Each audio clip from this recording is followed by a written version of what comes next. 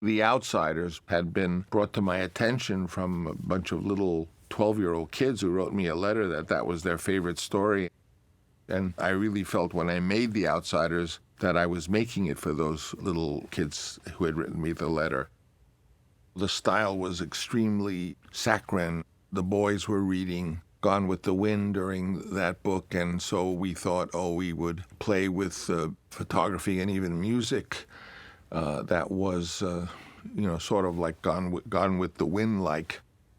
So, I was sort of struggling with Outsiders at the time because I thought it was too candy-colored and too sweet, and the emotions were too on the nose. And the truth of the matter is that it takes, God knows, 6 months to make the movie, so you're imprisoned in this style. And it made me want to have the antidote, is the only way I can express it, which I found in Rumblefish.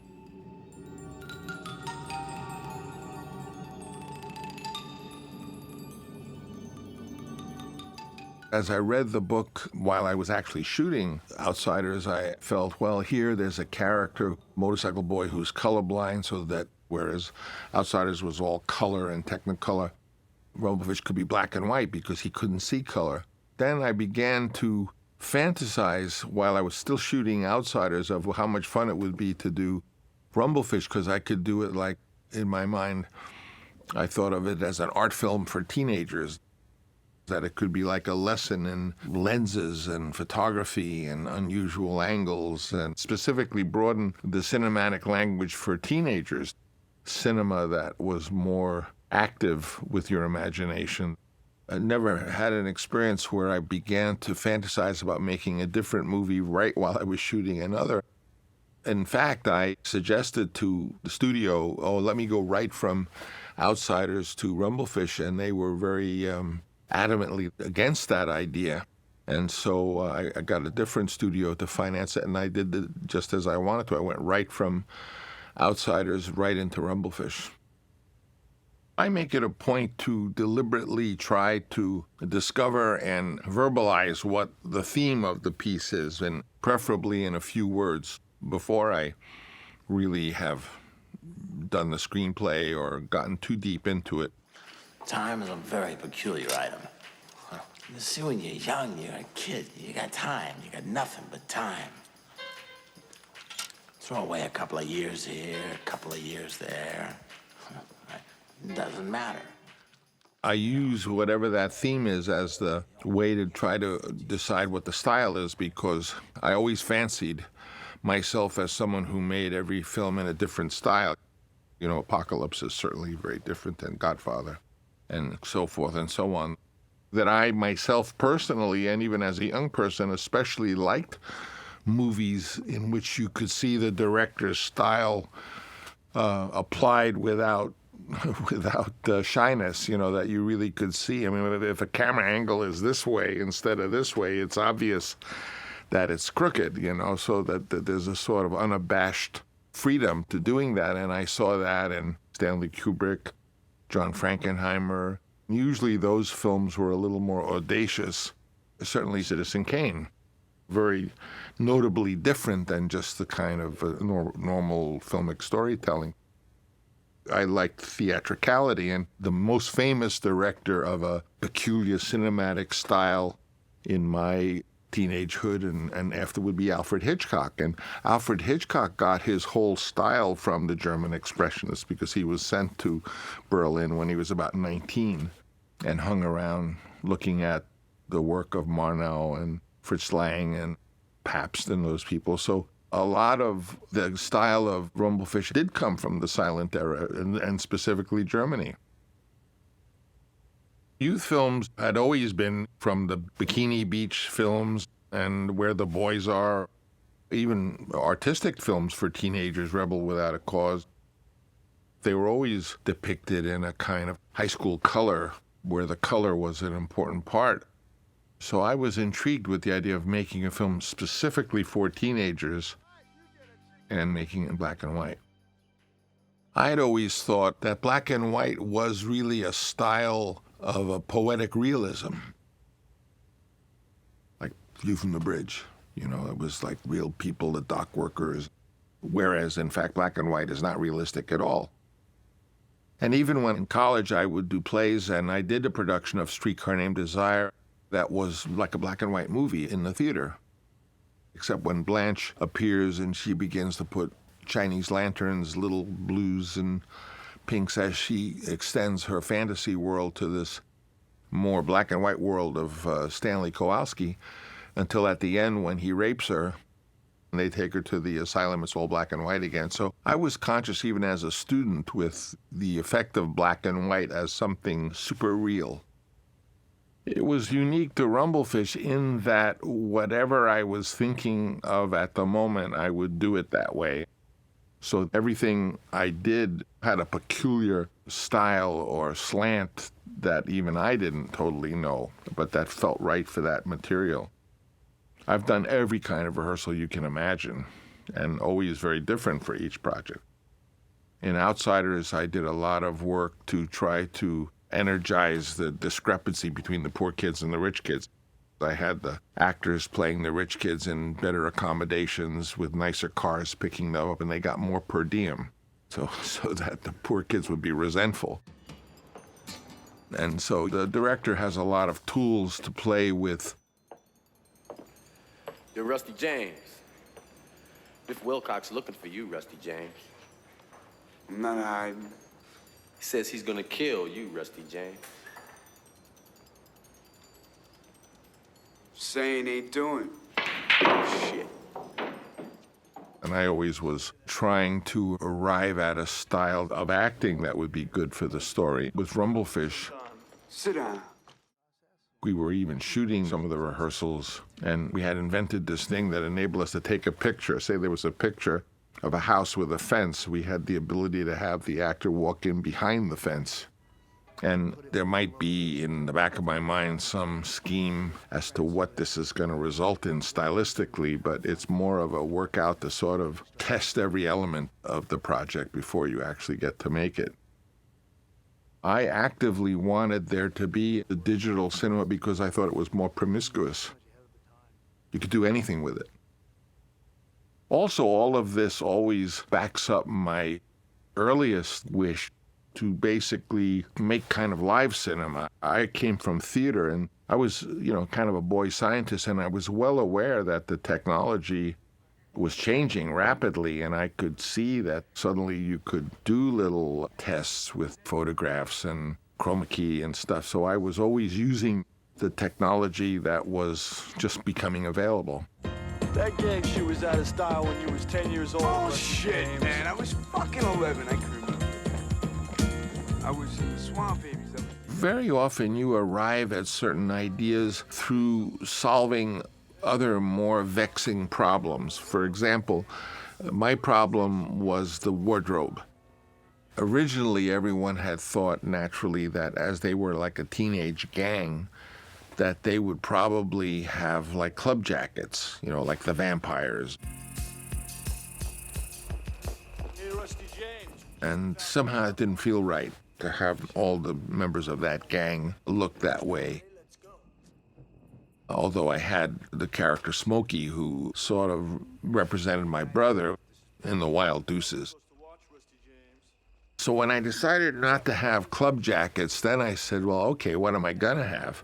And then that set a process loose of trying to find an identity for each of the characters, because they weren't gonna just all be able to be in the jacket. So Rusty James arrived at a certain look that was very attractive for his youthful physique. He was a beautiful young man, and we put the club jacket on Smokey.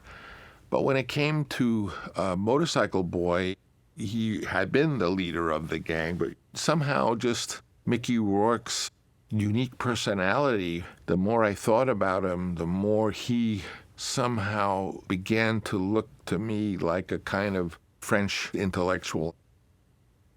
I don't know where I got that from my brother, no doubt, because I knew about Gide and Camus and Sartre from hearing my older brother who was very interested in them. So in the effort to solve what these guys were going to wear, which we had to decide because in 2 weeks we were going to start shooting, ultimately Motorcycle Boy emerged dressed more like a kind of existential philosopher.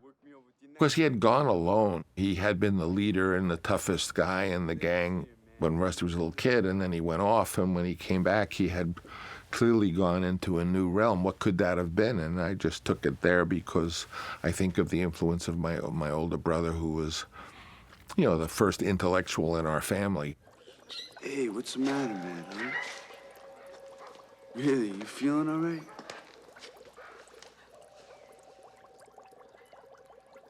How come the tank is separated? These are rumblefish. They'd kill each other if they could. Yeah? You boys gonna buy a fish or something? The whole tone of the acting in Rumblefish is a little strange. I mean, it's still sort of realistic style, but it's as though people are occupying a dream almost, where they're saying things you don't quite understand what they're talking about. And all of it's like that. The scenes with Diana Scarwood, Move it, just... the old lover of Motorcycle Boy sort of haunting the streets, it's all like a dream. What is this, huh? Huh? What is this? He just gets back, you're already hanging around bugging him. Why? Why do you dislike me so much? I don't feel it, strictly speaking, realism. Your friend? No, I didn't say I dislike you. I just don't like substitute teachers living in my building, all right? I think of that sequence where they go over the bridge to the black neighborhood. And it's very important to realize that that black neighborhood didn't exist. We just went over the bridge and created a black neighborhood.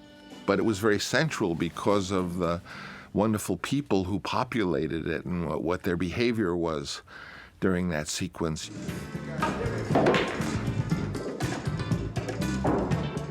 The way the men and the women and what they were doing and how they were relating to one another, and combined with the style of the lighting and the music, made it, I think, sensual. But I mean, ultimately, sensuality comes from the cast and from the people and from the extras who are cast members in a sense.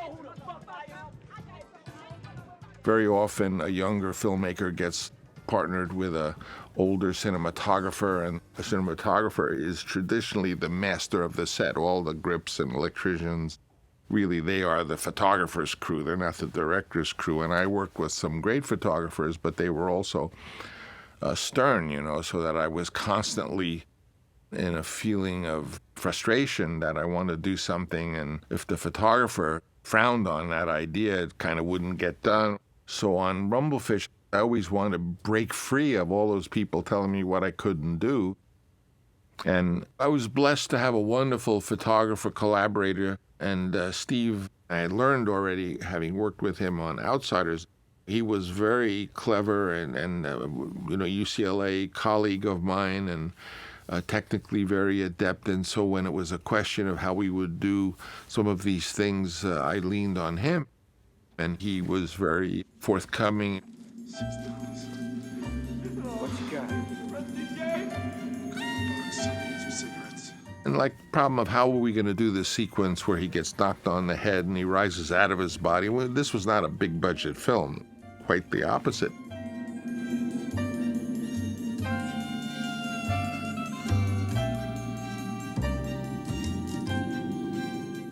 And how we conceived of using a Chapman boom and putting the body of Rusty James on a kind of a body molded tray to hold him so we could just raise him up and fly him around and stuff. All of that was done step by step, you know, to do it without digital effects and do it more with old magician tricks.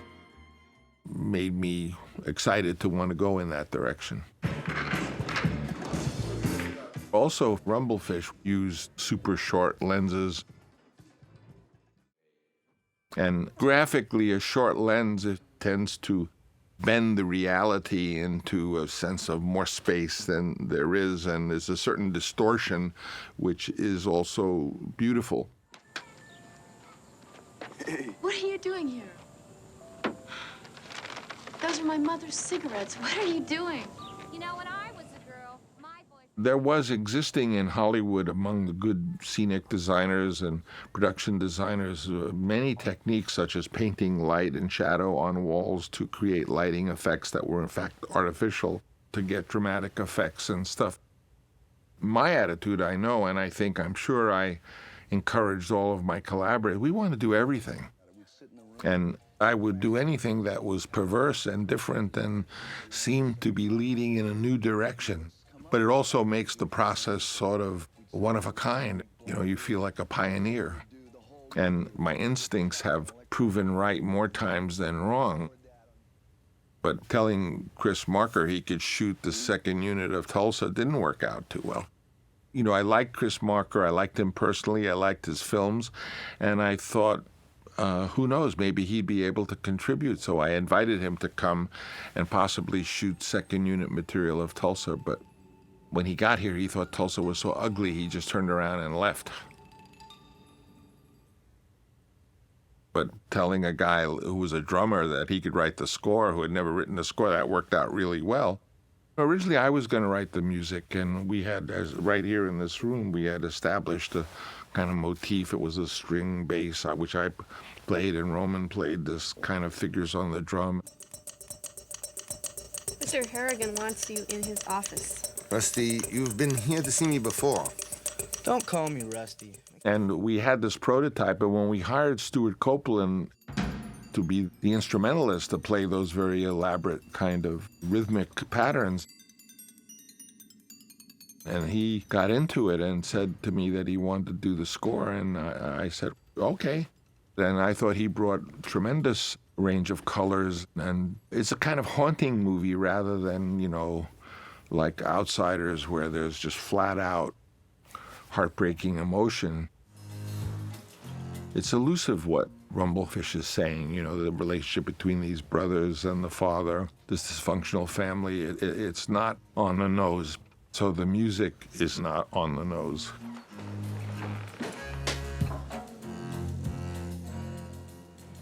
Close to your home. You have this palette of these wonderful talents helping guide me to what I was looking for. You know, a person like me, I just do what I feel like doing, and I don't often have a good reason.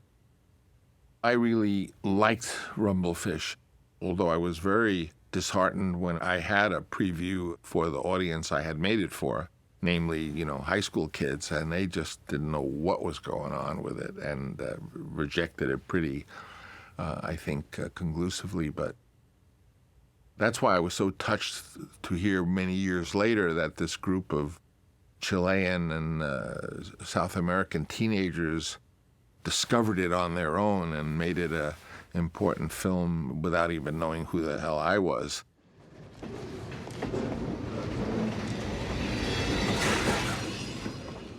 But Rumblefish did partly confirm to me that I should make the things I want to make the way I want to make them and accept the consequences, that was a better choice than to try to behave and get a job and do what the producer wants me to do. And I've said 100 times, the biggest risk is to live your life and not use it for doing all the things you like to do.